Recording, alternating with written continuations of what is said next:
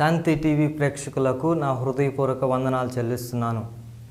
Bethesda ministry సమర్పించు జీవస్వరం అను ఈ కార్యక్రమానికి మిమ్మల్ని ప్రేమతో మేము ఆహ్వానిస్తున్నాము. ఇప్పుడు వివేచన, ప్రవచన, స్వస్థత వరములు కలిగిన దైవజనులు వాక్యోపదేశం అందిస్తారు. ప్రభునానికి మహిమ కలుగును గాక. ప్రభు మంచి అవకాశాన్ని, మరి మిమ్మల్ని చూసే భాగ్యాన్ని దేవుడు నాకు ఇచ్చినకై దేవునికి నేను ఎంతైనా రుణసునైనాను. మొట్టమొదటి దేవునికి వందనాలు చేస్తున్నాను. అదే రీతిలో మరి జీవస్వరము అనేటువంటి ఈ కార్యక్రమాన్ని చూస్తున్నటువంటి ప్రతి ప్రేక్షకులకు కూడా ప్రభు పేట హృదయపూర్వక వందనాలు తెలియజేస్తున్నాం. మరి ఎందరు బాగున్నారా? Okay, praise lord.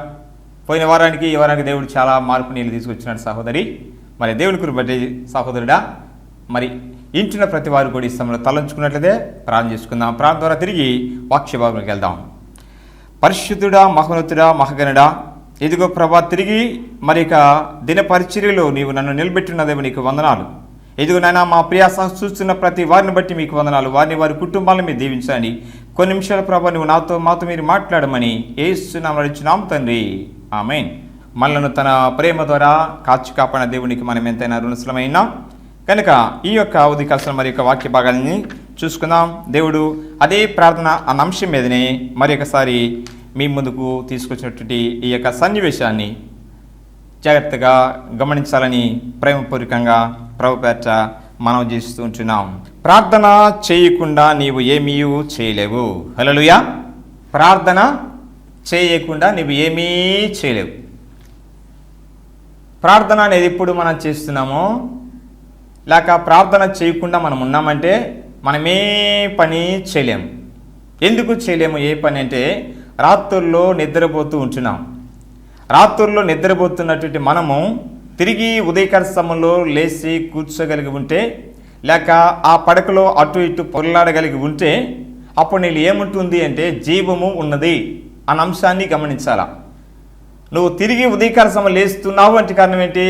మరి రాత్రి దేవుడు మంచి నిద్రనిచ్చి, మంచి ఆరోగ్యాన్నిచ్చి, నీకు సుఖాన్నిచ్చి, తిరిగి ఈ ఉదయకాల సమయాన్ని దేవుడు నీకు ఒక గిఫ్ట్గా దేవుడు ఇచ్చినాడు. ఈ యొక్క దిన పరిచర్య కొరకు, లేక ఈ దినమంతట్లో నీ కొరకు నీవు కూడా ఏం చేయాలంటే ప్రార్థన చేయాలా.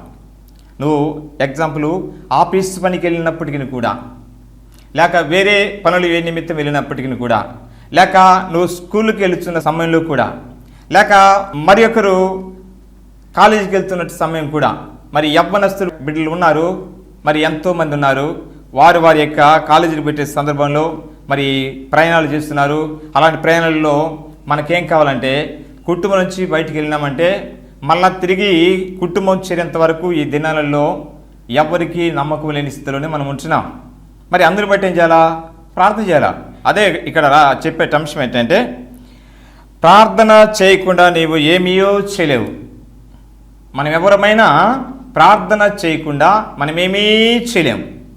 మీరు చేయలేరు, నేను చేయలేను. ప్రార్థన చేయకుండా ఏదైనా పని చేయాలా, పని చేయాలంటే చేయాలా, ఆ పనిని బట్టి ప్రార్థన చేసుకోవాలా.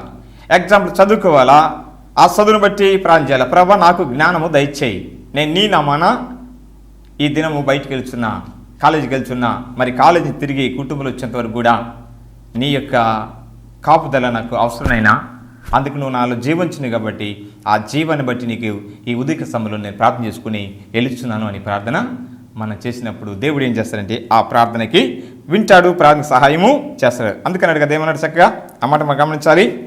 ప్రార్థన చేయకుండా నువ్వేమీ చేయలేవు. దేవుని యొక్క పరిశుద్ధ గ్రంథంలో చక్కటి మాట రాయబడింది ఏంటంటే, నాకు వేరుగా ఉండి మీరు ఏమీ చేయలేరంట. యేసు ప్రభు వారికి మనం ఏరుగా ఉండి మనం ఏమీ చేయలేము. కారణం ఏంటి? యేసు ప్రభు అంటే ఎవరు? యేసు ప్రభు అంటే ఎవరు? యేసు ప్రభు అంటే మనం ఆయన దేవుడు అనుకుంటున్నాం. మన దేవుడు ఆయన. మనలను పోషించేవాడు, మనకి జీవం ఇచ్చినవాడు, మనల్ని నడిపించేవాడు, మన పని పట్లలో సహాయం చేసేవాడు. ఎప్పుడు మనం ప్రార్థన చేస్తున్నాము, ఎప్పుడు ఆయనతో మాట్లాడుతున్నాము, ఆ మాట్లాడే ప్రతి అంశాన్ని కూడా ఆయన చాలా సున్నంగా గమనించేవాడు అయినాడు. ఎందుకని గమనిస్తే తెలుసా? మనమంటే ఆయనకి బహు ప్రేమ. ఎగ్జాంపుల్ అది ఒకలా తల్లిదండ్రికి ఆ ప్రేమ లేకపోవచ్చునేమో, లేక ఇరుగు పొరుగు వరకు ఆ ప్రేమని పట్ల లేకపోవచ్చునేమో. కానీ యేసయ్యకి నువ్వంటే చాలా ప్రేమ గనుక ఆయన నీకు సహాయం చేసేవాడై, అందుకే ఆ మాట చాలా స్పష్టంగా రాయబడింది. ఏంటంటే, నాకు వేరుగా ఉండి మీరు ఏమీ చేయలేరంట. మనం యేసు ప్రభువారికి ఏరుగా ఉంటే మనం ఏమీ చేయలేం. కనీసం కూర్చున్నా మనం పైకి లేవలేం. ఏరుగా ఉంటే కూర్చున్నా మనం పైకి లేవలేం, లేచినా నడవలేం. అందుకని యేసయ్యని జ్ఞాపకం చేసుకోవాలా. ప్రభా, నిజంగా నీవు నాలో లేకపోతే, నీవు అనే అనుభవం నాకు లేకపోతే, బట్ ఆ అనుభవాన్ని తిరిగి నాకు దయచేయను ఆయన. ఎగ్జాంపుల్, ఒక మర్చిపోయినానేమో, నిద్ర లేచి ఈ దినం నేను మర్చిపోయినానేమో, అందుకు నువ్వు అన్నావు నాకు వేరుగా ఉండి నువ్వేమీ చేయలేవు. మనం ఏ పని చేసినా అది పని జరగనేరదండి, అందులో సందేహం మాత్రం లేదు. అది నిజం. అది ఎందుకు అలా చెప్తున్నా అంటే, కొన్ని సందర్భాలు నేను కూడా అనుకుంటున్నాను. కొన్నిసార్లు మరి ప్రభు నా ప్రార్థన వింటున్నాడు కదా, అయితే నాకు ఎందుకు జవాబు వీడు? ఖచ్చితంగా జవాబిస్తాడు. అది అనుకోకుండా బయటికి పోతే ఏ పని కూడా కానే కాదు. ఇలా పోయిన పని పొరపాటును కూడా జరగదు. కారణం ఏంటి? అక్కడ ఏదో పొరపాటు మనలో జరిగింది. ఎందుకంటే పోయినసారి చెప్పున్నాను, ఆ వాక్యం ద్వారా ప్రతిష్ఠిత చేసుకున్నట్టు వరం అని. ఎవరి దగ్గర?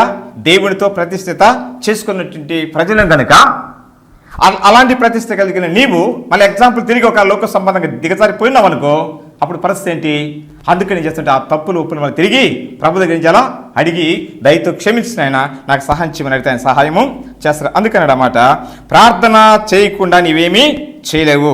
ఓకే, ఇప్పుడు పరిశుద్ధ గ్రంథంలో చక్కగా యోహాను సువార్త మరి 15వ అధ్యాయము వచనం 5లో అన్నాడు, నాకు వేరుగా ఉండి మీరు ఏమీ చేయలేరు. మనం ఎవరం కూడా యేసు ప్రభు వారికి వేరుగా ఉండి, యేసు ప్రభు వారిలో లేక, అంటే ఆయనలో ఉండి, అంటే ప్రతి అంశంలో కూడా ఆయనే మనతో ఉండాలి. ఆయన మనలో ఉంటే మంచి మాటలు వస్తాయి మనకి. ఆయన మనలో ఉంటే మంచి కార్యాలు వస్తాయి, మంచి కార్యాలు చేస్తాం. ఎందుకంటే యేసయ్య మనకు అది నేర్పించాడు. ఎలా నేర్పించినాడు? ప్రార్థన చేస్తున్నప్పుడు అన్ని ఆటోమేటిక్గా మంచి లక్షణాలు వచ్చేస్తాయి. ప్రార్థన అనేది ఎప్పుడు మనలో లేకుండా ఉంటుందో, ఏ మంచి లక్షణం మనలో చోటు చేసుకోదు. ఏం లేకపోతే? ప్రార్థన లేకపోతే. అందుకని ఈ ప్రార్థన అనే అంశం ద్వారానే దేవుడు మనతో మాట్లాడుతున్నాడు. అనేక మార్లు తన యొక్క వాక్యముతో మరీ ఆయన పలకరించేవాడిగా ఉంటున్నాడు. కనుక ఈ వాక్యాన్ని జాగ్రత్తగా గమనించిన నీవు నేను కూడా ప్రభువా నమ్మకత్వాన్ని కలిగి ఉండటానికి నీవు నాకు సహాయము చేయమన్నప్పుడు ఆయన సహాయం చేస్తాడు. ఎక్కడ నేను జారిపోయినాడు ప్రభువా నీవు నాకు సహాయం చేయి, లేక నన్ను ఒకసారి జ్ఞాపించుకొని సహాయము చేస్తాడు. అంటే నెక్స్ట్, నువ్వు ప్రార్థించినప్పుడు 3 అంశాలు గుర్తు ఉంచుకోవాలా? హల్లెలూయా. నువ్వు ప్రార్థించినప్పుడు 3 అంశాలు గుర్తు ఉంచుకొని ప్రార్థన చేయాలా? 3 అంశాలు ఖచ్చితంగా గుర్తుంచుకొని ప్రార్థన చేయి. ఆ ప్రార్థనకి దేవునికి జవాబుని ఇస్తాడు, అందులో ఎలాంటి సందేహం లేదు. కాబట్టి దేవుని యొక్క వాక్యం ద్వారా దేవుడు మీతో నాతో వింటున్న ప్రతి వారితో తన మెల్లని స్వరము ద్వారా, సజీవమనే స్వరము ద్వారా దేవుడు ఈ సమయంలో మాట్లాడుతున్నాడు. ఏ స్వరం అది? సజీవమైన స్వరం. ఇట్స్ గ్రేట్ అని చెప్పాలంటే యేసయ్య ఎంత గొప్పడో అలాంటి సజీవమైన స్వరంతో ఈ సమయంలో మాట్లాడుతున్నాడు. అలాంటి నమ్మకమైన దేవుడిగా నీ పట్ల నా పట్ల ఉండి తన బలమైన కార్యాలు జరిగించాలని ఎక్కడ కృంగిపోతున్నావో దాన్ని యేసయ్యని గమనించే సమయంలో. కాబట్టి ఈ వాక్యాన్ని మరి ఇక భాగంలో మనం గమనిద్దాం. అయితే చెప్పినట్టు అంశాలు చాలా జాగ్రత్తగా గమనించండి. నీవు ప్రార్థన చేసినప్పుడు 3 అంశాలు, 3 విషయములను జ్ఞాపకము చేసుకొని ముందుకు సాగాల. ఆ రీతిలో ముందుకు సాగినావంటే ఖచ్చితంగా దేవునికి సహాయము చేస్తాడు. ఓకేనా? దేవుని యొక్క పరిశుద్ధ గ్రంథంలోనే దేవుడు మనతో మాట్లాడే ప్రధాంశాన్ని చాలా జాగ్రత్తగా గమనిద్దాం, వాటిని అనుసరించి నడిచే ప్రయత్నము చేద్దాం. ఓకే, నెంబర్ 1 ఒకటిగా రాసుకోనండి, ఏమీ సందేహించపకండి. ప్రతి మాట చాలా సున్నితమైనటువంటి మాటని యేసు ప్రభువు మనతో మాట్లాడేది కనుక ఈ అంశాన్ని రాసుకోనండి. మొదటిదిగా ఈ యొక్క మాట ఏంటంటే, పూర్ణ మనసుతో ప్రార్థించవలను. హల్లెలూయా. పూర్ణ మనసుతో ప్రార్థించవలను. పూర్ణమైనటువంటి మనస్సు మనకు కావాలంట. పూర్ణమైన మనస్సు. మనిషి కాదు కావాల్సింది ఆయనకి. యేసయ్య కావాల్సింది మనిషి కాదు, మనస్సు. పూర్ణమైన మనస్సు. ఆ పూర్ణమైన మనస్సు ఎలా ఉంది? అది ఎలా ఉంటుంది? ఆ పూర్ణ మనసులో ఏం జరుగుతుంది, ఆ పూర్ణమైనది ఎక్కడ ప్రారంభమైంది, దాన్ని మనం ఏం చేయాలంటే చాలా జాగ్రత్తగా గమనించి ఆ యొక్క పూర్ణ మనసు అనేది ఎలా ఉంటుంది, మరి ఎందుకు ఆ పూర్ణమైన స్థితిలో మనం ఉన్నామో ఇంతకాలం, ఒకవేళ పూర్ణమైన స్థితిలో మనం లేకుండా ఉంటే ఇప్పుడు ఆయన అంటున్నాడు పూర్ణమైన మనసుతో ప్రార్థించాలంట.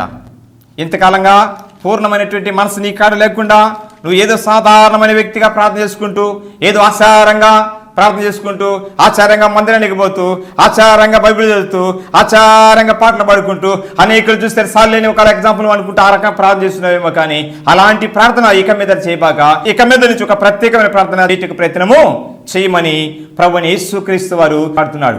అదే రీతిలో దేవుని యొక్క పరిశుద్ధ గ్రంథంలో నుండి మరి ఇర్మియా ప్రవక్త ద్వారా దేవుడు చక్కటి మాట తెలియజేస్తున్నాడు. ఏంటి ఆ చక్కటి మాట గమనించినప్పుడు ఇర్మియా గ్రంథం 29వ అధ్యాయము వచనము 13వ వచనంలో చక్కటి మాట చూద్దాం. దేవుని పరిశుద్ధ గ్రంథం నుండి, మీరు నన్ను వెతికిన ఎడల, పూర్ణ మనసుతో నన్ను గూర్చి విచారణ చేయుని ఎడల మీరు నన్ను కనుగొందురు. హల్లెలూయా. ఈ వాక్యాన్ని మనం గమనించినప్పుడు వాక్యము ద్వారా ఇర్మియా ప్రవక్త ద్వారా దేవుడు మనతో మాట్లాడుతున్నాడు. ఎందుకు ఆ ఇర్మియా ప్రవక్త దేవుడు మాట్లాడుతున్నాడంటే ఆ పూర్ణమనే మనస్సు మనకు లేదని గమనించినాడు దేవుడు. అలాంటి దేవుడు గమనించినాడు కనుక ఆ యొక్క గమనించిన దేవుడు మరి ఇర్మియా ప్రవక్తతో ఆ యొక్క సలహాని ఇస్తున్నాడు. ఇర్మియా, ఈ యొక్క ప్రజలు అనేక రీతులలో, అనేక సమస్యల్లో, అనేకమైన ఇరుకల్లో, అనేకమైన ఇబ్బందుల్లో వారు అనేకమైనటువంటి పరిస్థితుల్లో ఎదుర్కొంటున్నారు కనుక వారికి ఇంకా ఆ పూర్ణమైనటువంటి అనుభవంలోకి లేరు. అయితే నీవన్న వెళ్ళి పూర్ణమైనటువంటి అనుభవంలోకి వారికి వచ్చేటకు ప్రార్థన చేయమని చెప్పు. హల్లెలూయా. మరి ప్రార్థన చేయాలా? ఏ మనసుతో చేయాలా? పూర్ణమైన మనస్సు అన్న అంశం గమనిస్తున్న ఇక్కడ అంటున్నాడు, మీరు నన్ను వెతికిన ఎడలా. వెతకాల, దేవునిని మనం ఎదకాల, యేసు ప్రభువారిని మనం ఎదకాల. యేసు ప్రభువారు ఎక్కడ ఉంటున్నాడు, ఏ పరిధిలో ఉన్నాడు, ఆయన ఏం చేస్తున్నాడు, ఉన్నాడా లేడా? అసలు యేసయ్య ఉంటే నేను ఇలాంటి దుస్థితికి దిగిపోయేవాడిని కాదు కదా, మరి ఇలాంటి యొక్క స్థితిలో నేను దిగజారిపోయాను కాదు కదా.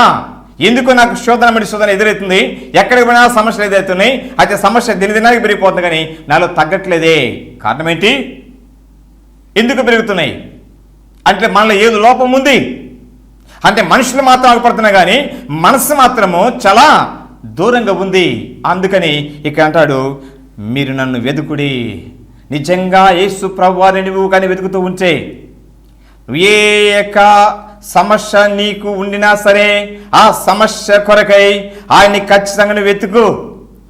ఆయన నువ్వు ఇక ఎతికితే, ఆయన ఎతకగలిగి ఉంటే, ఆయన కొరకు నువ్వు ప్రయాసపడుతూ ఉంటే, ఆ యొక్క పూర్ణ మనసుతో నన్ను గూర్చి విచారణ చేయని ఎడల మీరు నన్ను కనుగొందురు. పూర్ణ మనసుతోనే విచారణ చేయాలా?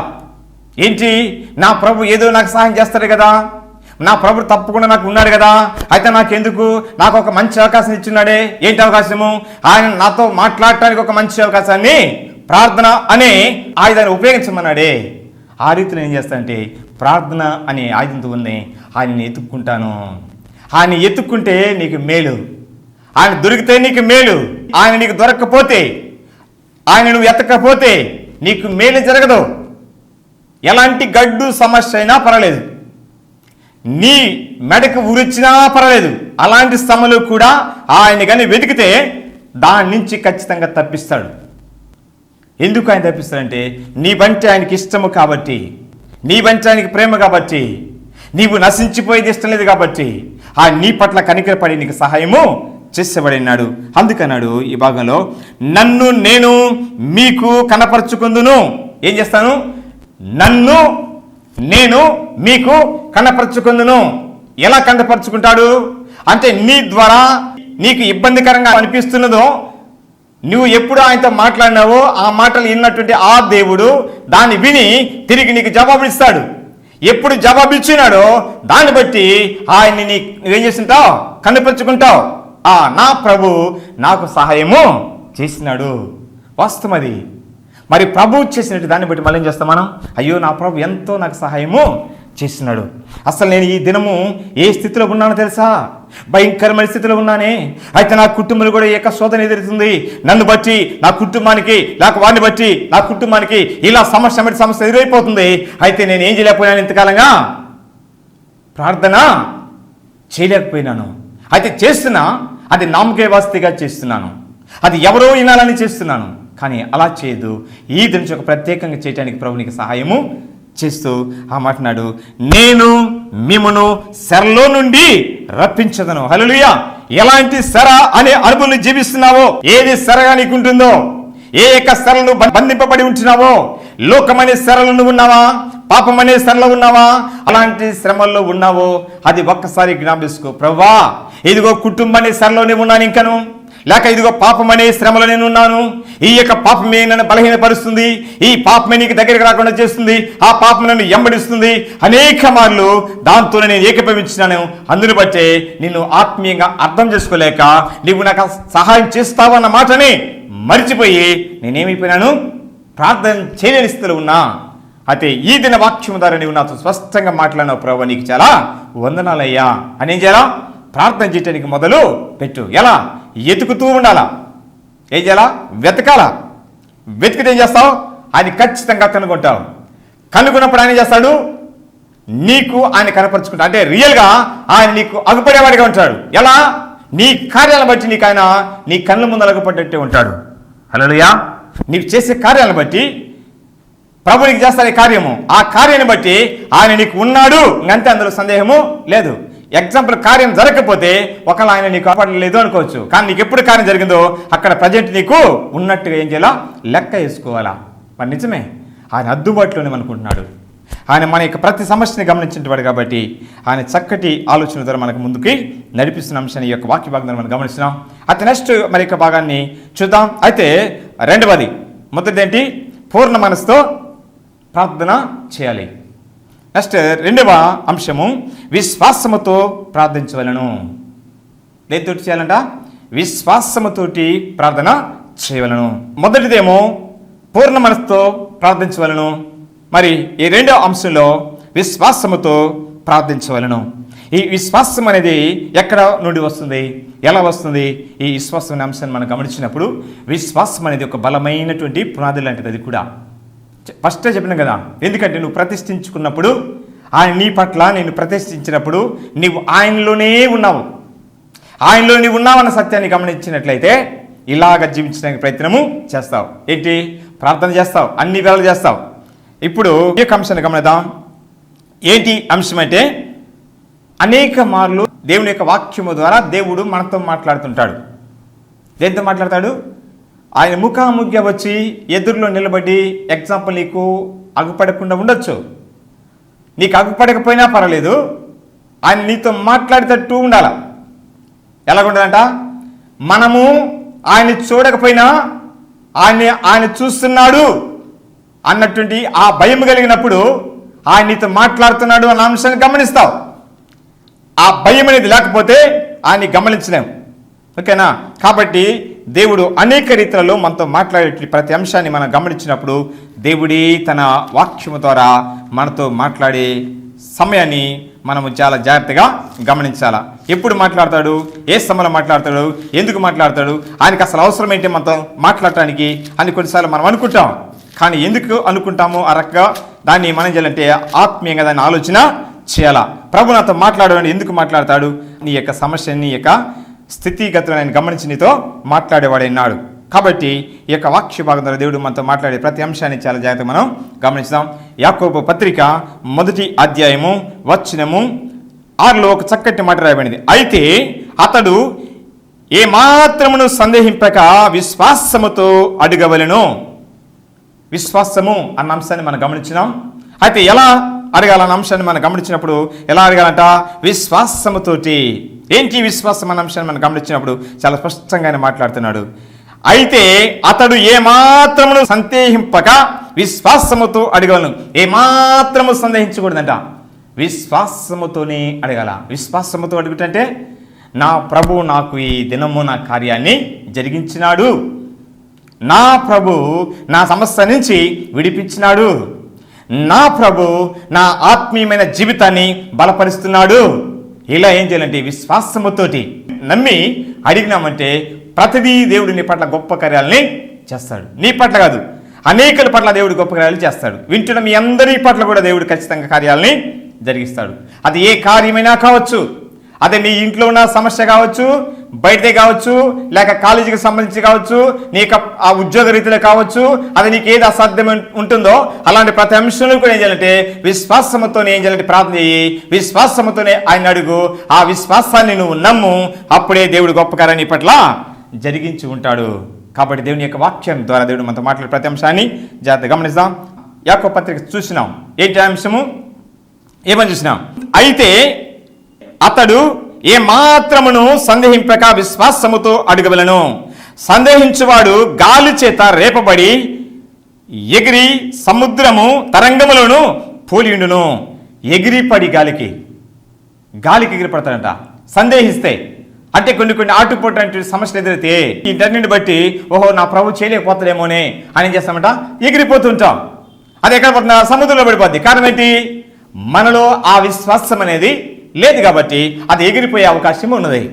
మన దగ్గరకు వచ్చినా సరే అది చేతికి దొరకదు. కారణం ఏంటి? మనం అడగలేదు కదా. ఎలా అడగలేదు? ఆ రకంగా అడుగుంటే దాని జవాబు ఖచ్చితంగా మనం పొందుకుంటాం. అది చెప్పిన ధారాళంగా అన్నది ప్రభు అనే యేసుక్రీస్తు. నిజంగా ఈ యొక్క యాకోబు పత్రిక చాలా చక్కగా రాసినాడు. అది నీకు చాలా ధారాళంగా ప్రభు దయచేస్తానని. వాస్తవమే ఈ అంశానికి జ్ఞాపకం చేసుకుందాం. నెక్స్ట్ 3వ అంశానిగా మీ ముందుస్తున్నాను. దేవుని చిత్తానుసారముగా ప్రార్థించవలను. హల్లెలూయా. దేవుని చిత్తానుసారముగా ప్రార్థించవలను. ఎవరి చిత్తానుసారంగా? దేవుని చిత్తానుసారముగా ప్రార్థించవలను. ఏంటి దేవుని చిత్తానుసారంగా ప్రార్థించవలను అంటే, ఏలియా మన వంటి స్వభావము గల మనుషుడై ఉన్నాడు. హల్లెలూయా. మరి దేవుని యొక్క వాక్య భాగం నుంచి మనతో మాట్లాడుతున్న ప్రతి అంశాన్ని ఆత్మీయంగా ఆలోచించేద్దాం. మరి యొక్క 3వ అంశంగా ఏంటి అంశాన్ని మనం గమనించినాం. ఏంటంట? దేవుని చిత్తానుసారముగా ప్రార్థించవలను.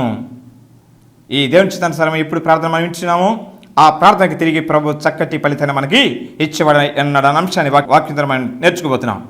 మరి పరిశుద్ధుడు యోహాను రాసిన సువార్త 5వ అధ్యాయము వచనము 14. ఆయనను బట్టి మనకు కలిగిన ధైర్యం ఏమనగా, ఎవరిని బట్టి? ఆయనను బట్టి. అంటే ప్రభు అయిన యేసు క్రీస్తు వారిని బట్టి ఒక మంచి ధైర్యము అనేది మనకి కలిగి ఉండాలని ఈ వాక్య భాగం ద్వారా మనం గమనిస్తున్నాం. ధైర్యము ఉండాలి. ఆయన్ని బట్టి ధైర్యం, ఎవరినో బట్టి కాదు, ఆయన బట్టి. ఆయన నాతో ఉన్నాడు అనే ధైర్యము మనకు ఉండినప్పుడు దేవుడు తన కార్యాలు మన పట్ల జరిగించేవాడు అంటానికి ఎలాంటి సందేహము లేదు అని ఈ వాక్య భాగం ద్వారా దేవుడు మనతో మాట్లాడేవాడైనాడు అంటాడు. చూద్దాం వాక్య భాగాన్ని మనం గమనించేప్పుడు చాలా స్పష్టంగా అక్కడ రాయబడింది. ఆయనను బట్టి ఎక్కువ కలిగిన ధైర్యం ఏదనగా, ఆయన చిత్తానుసారముగా మనం ఏమడిగినను ఆయన మనకు అనుగ్రహించును, లేక ఆయన సహాయము చేయను. ఆయన చిత్తానుసారంగా అడగాలంట. ఏది అడిగినా, ఏ రీతిలో అడిగినా అది ప్రభువునకు అనుకూలమైన రీతిలో, మరి ప్రభు ఇంచున్నాడు, ప్రభు చూస్తున్నాడు అన్న ఉద్దేశాన్ని బట్టి నువ్వు కానీ అడిగితే ఆయన ఖచ్చితంగా నీకు సహాయము చేస్తాడు అన్న అంశాన్ని ఆ వాక్య భాగం ద్వారా దేవుడు మనతో మాట్లాడదానుగా ఈ అంశాన్ని ఆత్మీయంగా అర్థం చేసుకొని ఆత్మీయులు పొందుకునే ప్రయత్నము చేద్దాం. అది నెక్స్ట్ అన్నాడు ప్రార్థన యొక్క ప్రాముఖ్యత. నీవు చేయలేని వాటిని ప్రార్థన నీ ద్వారా చేయనిస్తుంది. నువ్వు చేయలేని దానిని ప్రార్థన ద్వారా చేయనిస్తుంది నీ ద్వారా. వాస్తవమే. అయితే అది ఎలా అంటే దేవుని యొక్క వాక్యం ద్వారా దేవుడు మాట్లాడుతున్న అంశాన్ని మనం గమనించినప్పుడు ఏలియా కూడా మనలాంటి ఒక మనుషుడే. యాకోబు పత్రిక 5వ అధ్యాయము వచనం 17-18 వచ్చిన మాటలు మరి ఏలియాని బట్టి ఉన్నాయి.